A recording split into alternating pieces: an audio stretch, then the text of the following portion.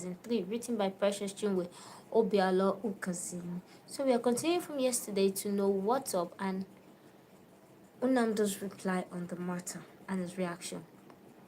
He asked her out. He asked, trying to confirm whether David actually defied his instructions. No, he hasn't, but there have been confirmations from while he listened quietly as she narrated all that Uma told her. She was so afraid. She continued. She said she didn't know how we were going to react if she told us about her feelings for David. I practically had to press softly on her with the promise that I would not be angry with her before she could open up to me. And secondly, she doesn't want to provoke you to anger again like she did with Josh. That's why she couldn't bring herself to tell you about it. She even begged that I help her talk to you, but I refused and tried to make her understand that you're not against her loving anyone.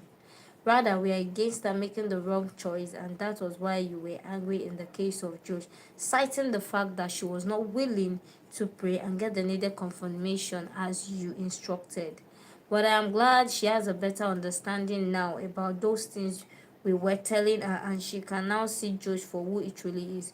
That boy has not only mastered the art of deception, he is a very dangerous manipulator full of lies and was trying to pit Uma against us with some malicious lies. I just pray God will show him mercy very fast. I spoke with his mother some hours ago and she was just lamenting. He has blocked them from reaching him, and Pastor Daniel is not finding it easy. God is going to restore him. Let's just keep praying for him, Unamdi said concerning Josh, after breathing out a heavy sigh of relief.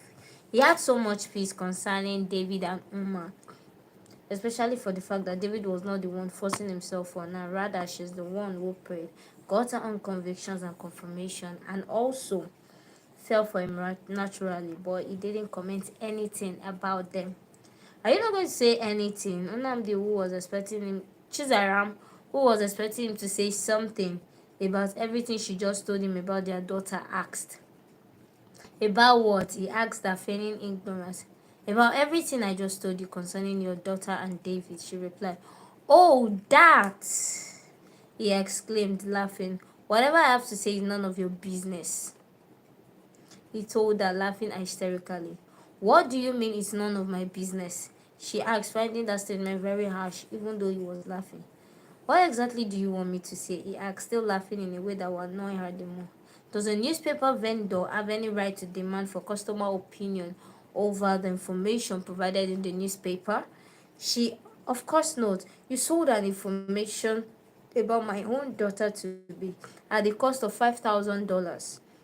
And you still have the mind to request for my opinion? Nah. I'm not saying anything on the matter. In fact, remember to tell your daughter not to bother telling me anything again, because you have already sold the information to me at the cost of $5,000 and I don't have anything to say on the matter. Unamdi told the astonished Chizaram, who was just staring at him, totally horrified. Why are you like this? She asked. So it's not even from your heart to give me the $5,000? She started ranting while he laughed, knowing that he had beaten her at her own game. Exactly, he exclaimed. It's not from my heart to give you the money. That's daylight robbery, he added, feeling himself while she gave him a bombastic side eyes. Oh yeah, give me your dollar account details. Let me pay you for the confirmation so I can have enough evidence that I actually paid for it. He requested teasingly, and she gave him another bombastic side eyes.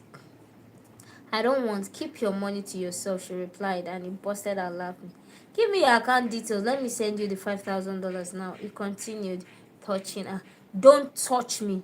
Stay on your own, she told him, putting up an attitude. But why are you angry? You asked for $5,000 and I want to pay you the money now. Why are you now angry and rejecting the money? Or is your conscience pricking you because you know your daughter will get to hear that you sold the information for $5,000? He asked, whispering into her ears, and she started laughing. That's not even the reason why I'm rejecting the money, she told him, laughing because she knew that that's part of the reason. Uma will not be happy with her if she hears of it. Wow. It's part of it, Nnamdi insisted. And secondly, you know that if I refuse to say anything on the matter because of the money you charged me, you are the one she's going to blame and she will hate you for it.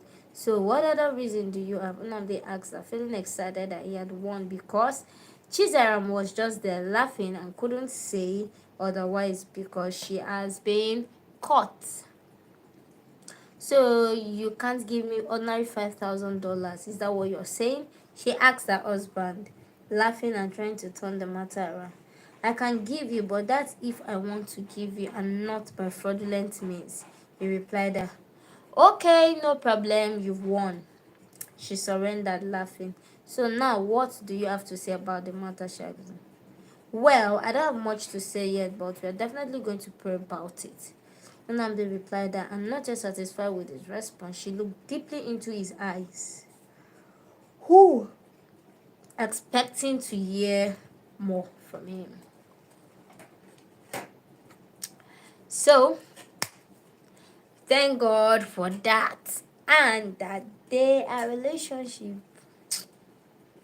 All the people that God has placed said they have peace about it. So, I get is a go ahead then, and hopefully we pray and know that it's going to be for the advancement of God's kingdom. So thank you for listening to today's episode. God bless you. See you tomorrow for another wonderful and exciting episode of the Act of God's Captive.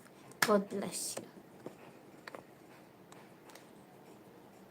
And happy Valentine's in advance. You people should not forget to send me my Valentine's gift. I'm looking for a vow.